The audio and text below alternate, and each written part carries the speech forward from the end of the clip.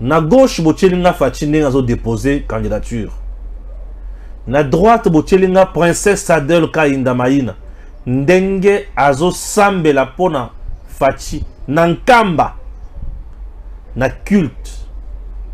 Sa divinité Simon Kimbangu Pembeni. Et princesse azo senga na Nzambe. Wana liboso ya batu. Bon, mon tableau est divisé en deux là. Merci beaucoup. Wana Fachi na Seni na Kishasa. Nous sommes samedi. Le même samedi, princesse Adel Kainda Maïna, Mama Diagonès, Mama Kipendano, Nankamba en plein culte. Azo lobake na moment oyo toza. Fachi azo déposé candidature. Nazo déclaré victoire. Kaka ndenge Fachi azawana, princesse Azala Pembeni abana koloba. Nous sommes le 7 octobre 2023. Je me suis dit que Dieu est bon.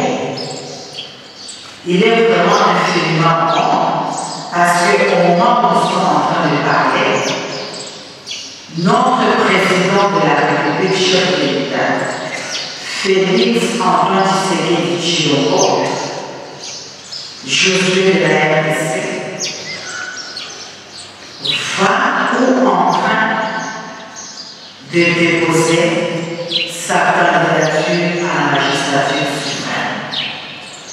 Et il s'est fait que moi je suis ici, à ma qualité d'intercesseuse et de l'autorité morale de notre chef parti, ALDEC, Alliance de démocratisation du Congo, la grâce de voir que cette candidature aura la bénédiction de notre papa, le chef spirituel de notre église, qui m'a dit sa divinité, papa Simon Kimbangu.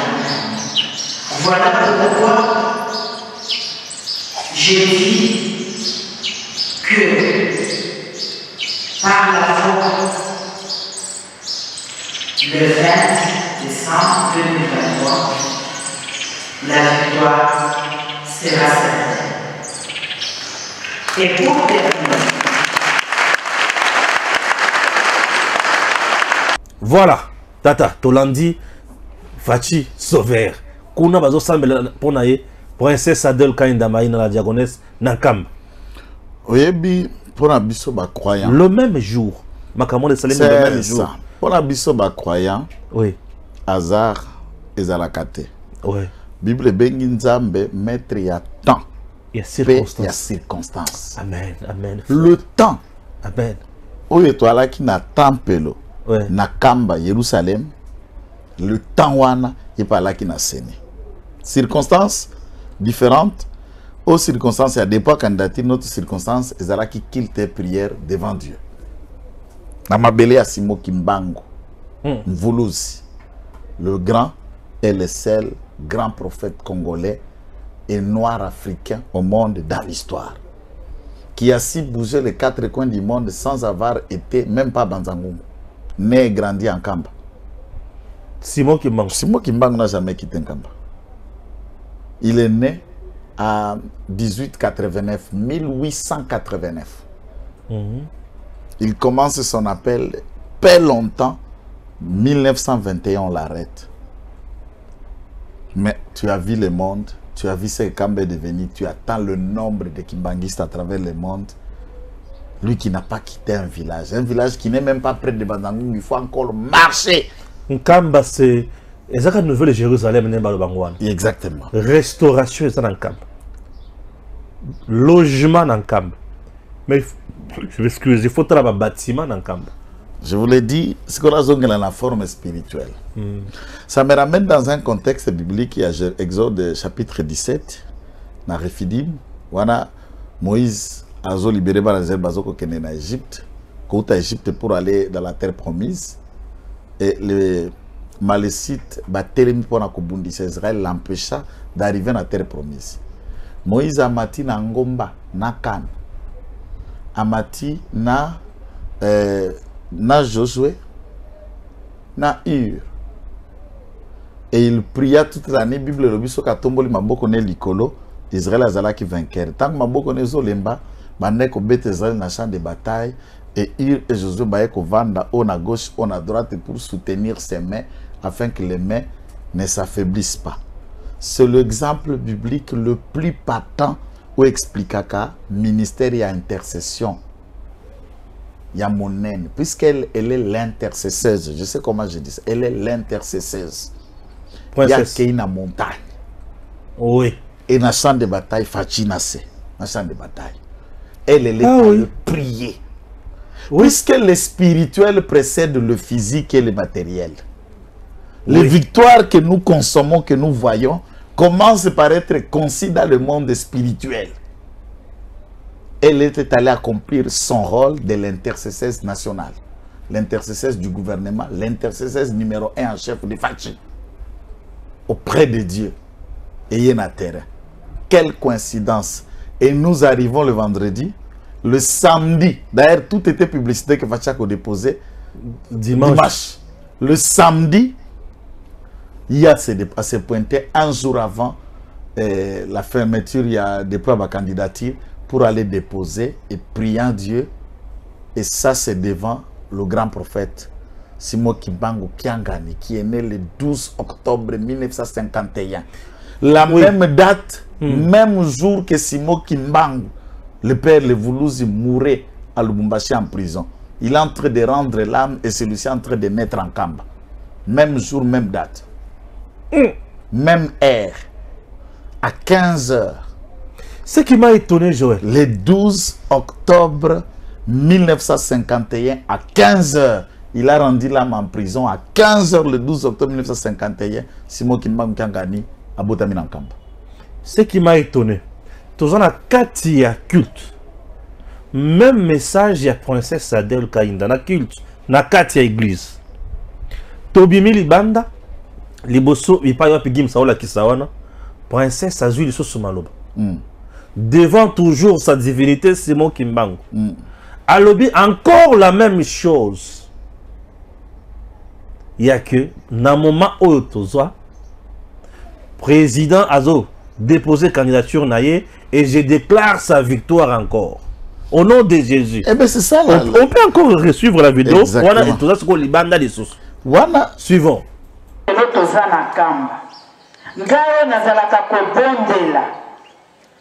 Na bino na ba journée botika kangai te naza na kamba nga intercesseuse diaconesse mokonzi azo déposé na lobi ezaza te candidature wana ezwi bénédiction ya papa na biso Simon Kimbangu Kiangani. Et na kondima na ngai na kamba na déclaré qu'il est élu au nom de notre Seigneur Jésus-Christ de Nazareth.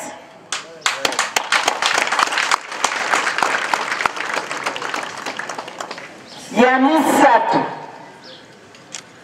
Yakoloba ngai naza autorité morale ya parti ALDEC. Alliance des démocrates chrétiens du Congo. Tolobaka, la foi sans les œuvres, cette foi est nulle et morte. Eza bongo te. Maintenant, biso ADN na biso yaldek, lokola tolobi toza ba chrétien, de tobandi, ko ériger ba édifice. Merci beaucoup. Bewana, Lokola, autorité morale, Yaldek, Bissonaldek Tolobaka, que la toute première fois, Namboka na biso, Tomoni mokonzi ya mboka, Natangi, Félix Antoine Tshisekedi Tshilombo, Josué à RDC.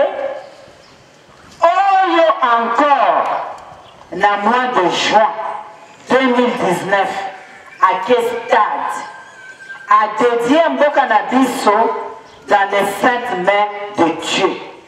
À Salango, Yakolobake, il s'est caché, il l'a fait publiquement. Tout ça n'a intérêt, il y a qu'à soutenir rien, pour Aleka, de façon que achever programme nae, Oyo, Abandaki déjà Nango depuis 2018. Na déclaré encore 2 fois pour Nanine. Na Kati Pelibanda. Puisque le monde a été créé par la parole. La parole que nous appelons spirituellement la loi de la déclaration, c'est le pouvoir qui appelle à l'existence les choses qui n'existent pas. Nous avons été créés à l'image de Dieu, nous lui ressemblons et nous avons le pouvoir sur la vie et sur la mort. Et puis la Bible dit, ce que vous délierez sur la terre sera délié dans le ciel. Ce que vous lierez sur la terre sera lié dans le ciel. Elle a déclaré, elle a confessé la victoire. Et ça, c'est dans le monde spirituel, c'est acté. C'est signé, c'est scellé. Et où? En Kamba.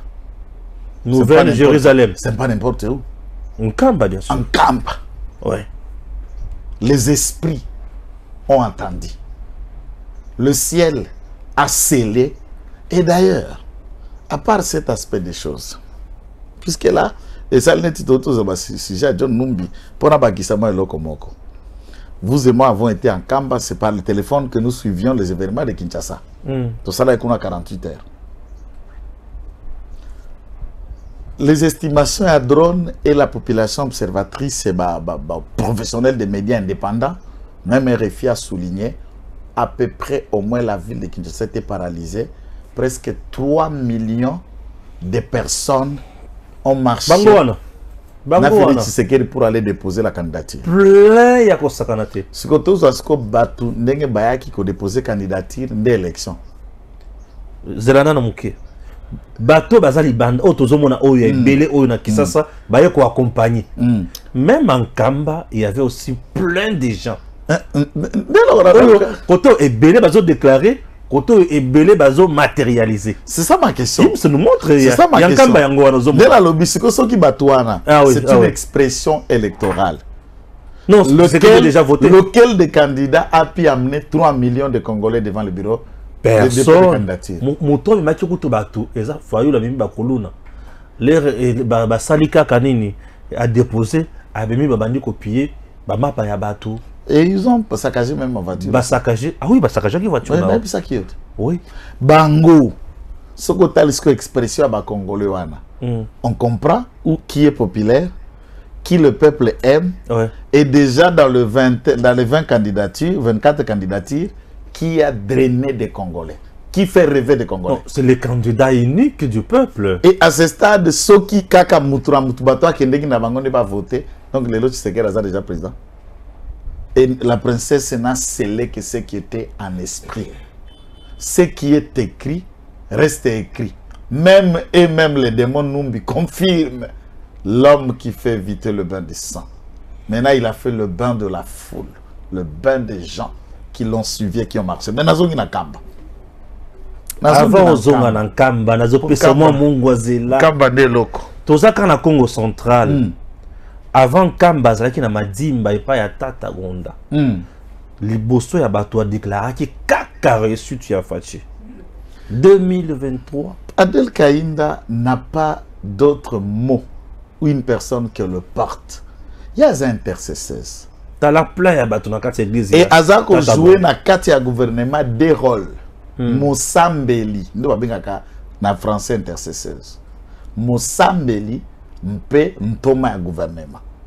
Et si Fachi Beton l'a gardé au gouvernement, c'est pour des dimensions, son rôle spirituel au sein du gouvernement et son apport d'honnêteté, de fidélité, de loyauté en tant que ministre vis-à-vis à Vidjo Fachi. Et Belo Bazo entouré Fachi, l'entoure avec des plans cachés.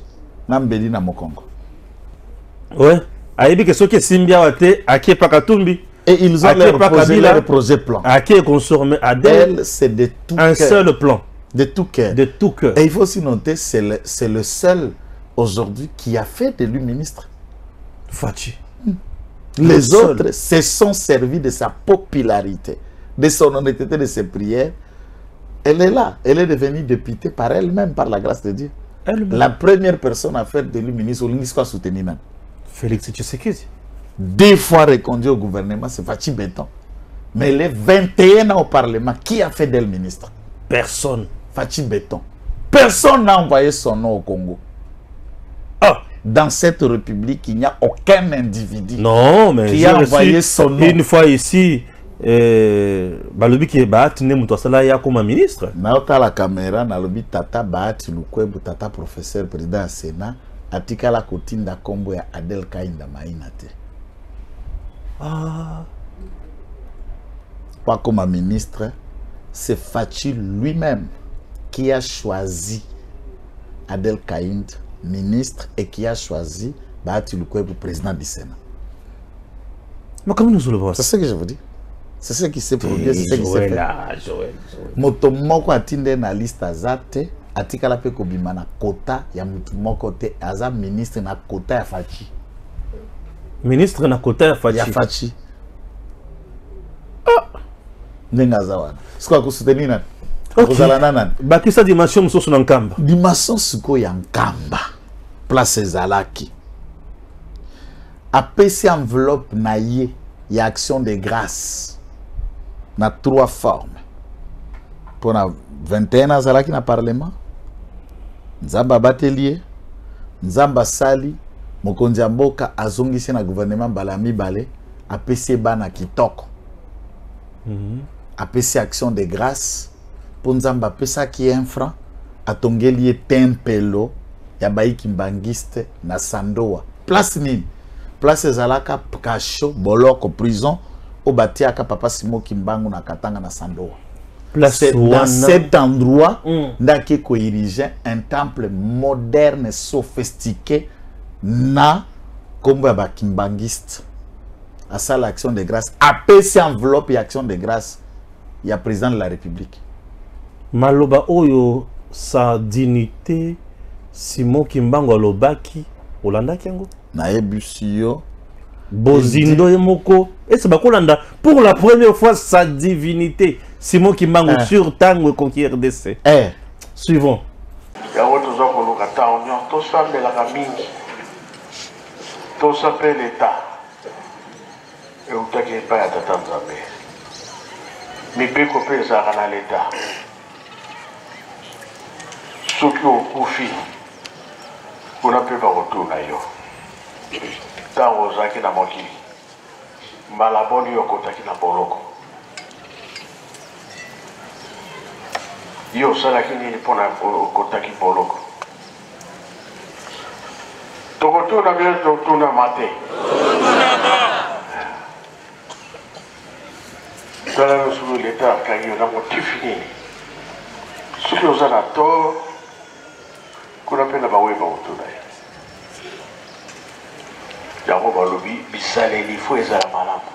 Tozala ba problème te na l'État na bato. Lingomba pe aza na mitei na ye. Aza pe na mipeko na ye. Oyo Nzambe apesaka. Yango tolobi totikama pe tosala malamu po tobika. Nzambe azali kotala manso mozo koleka na mokili. Kasi na suka ye alobi akosala likambo na mokili depuis mokili esalama nano emonana te. Toyebi likambo yango? Yebani te? Esi ozala kaka mayele nani tosilisi te. Oyo nyonso eza komona mpo na biso ezali signe bilembo. Kasi balobi mama tongi ndako. Esengo bi esengo te. Wana kolekisa matei. Bato babongwana, bato basala misala ndenge Nzambe alingi. Ya mibale na Sandoa ndako ya Nzambe ya wana. Me batioko nyonso atioko ye. Chibema. Ah, après, batongi ndako. Bapete bazo yoka ngai. Ah, aïe. Awa na nkamba elembo ezali ndako bachoko ezali mokonzi na bango mwata senge ayaki awa. Donc famille ya mama donc makambo mibale na sando batongi ape ndako bachoko etongami ya kitoko yokuti nalobaki bobakisa à l'étage. Donc, Valère, Zamba Zana Esen. Quand on a souhaité na kolu ici, Lola Banaïbi, Fongorume Naïbi, Baboka Bing Naïbi Kona. Richesse, c'est la bateau. Togo Fongola, Togoya.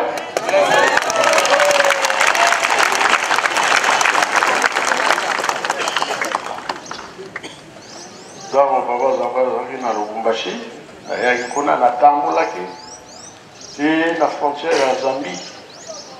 Fungurume na komaki qui bouge.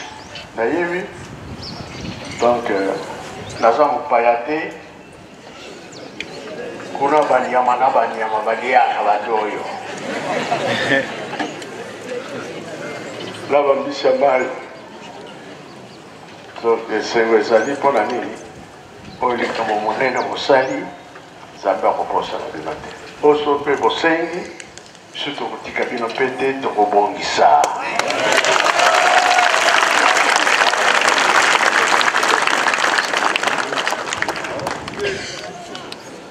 Surtout au yokani, au sala mingi ya malam, on peut mokiliba sepeli, et c'est un peu dans la biso. Mais maman lobi, oya mi balé bokotonga, to yakona.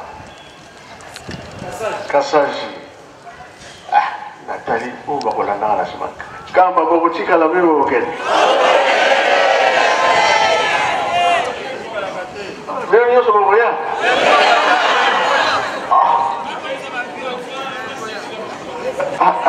Yemo mwazo koyoke. Les Rwanda vraiment et quelle ambition à mon thème. À ta boquille, tu vas nous l'andavino dans la semaine de Makanisi.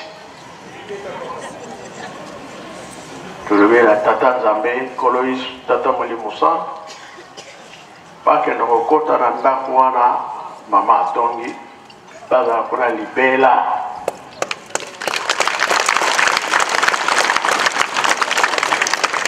Oyo ayebiki akoti kuna azwi mapamboli na ye mpo bango misato bakozala kuna na kati losilisi boye na nkombo ya tata mwana mpe tata molimo santu amen iseke